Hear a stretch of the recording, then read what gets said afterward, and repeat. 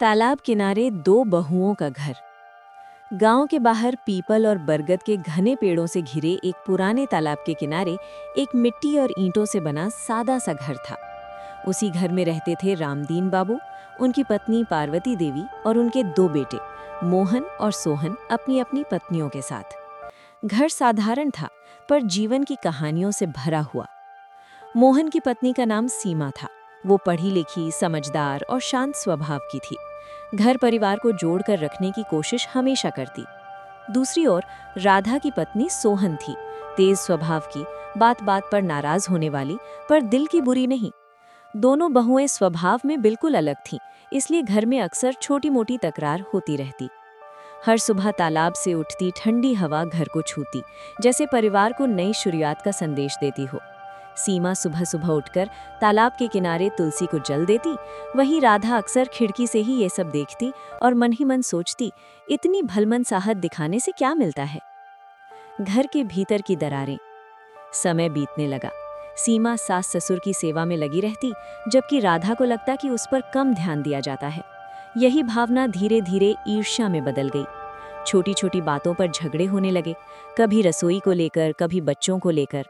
पार्वती देवी दोनों बहुओं को समझाने की कोशिश करती, पर उम्र और बीमारी के कारण वे ज्यादा कुछ कर नहीं पाती। रामदीन बाबू चुपचाप सब देखते, पर उनके मन में घर टूटने का डर बैठने लगा। तालाब की परीक्षा।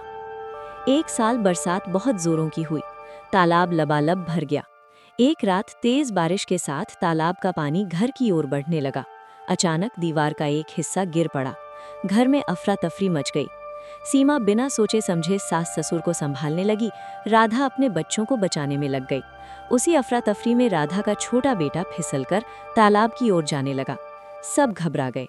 सीमा ने पल भर की देर किए बिना पानी में छलांग लगा दी और बच्चे को बचा लिया।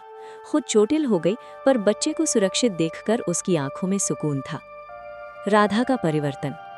उस रात राधा की आंखें खुल गईं। उसे समझ आया कि सीमा से उसकी ईर्ष्या कितनी छोटी थी और उसका दिल कितना बड़ा। अगले दिन उसने सबके सामने सीमा से माफी मांगी। राधा बोली, भाभी, आज आपने सिर्फ मेरे बच्चे की नहीं, मेरी आंखों की भी रक्षा की है। सीमा मुस्कुराई और उसका हाथ थाम लिया। नया सवेरा। कुछ महीनों बाद घर की मरम्मत हुई।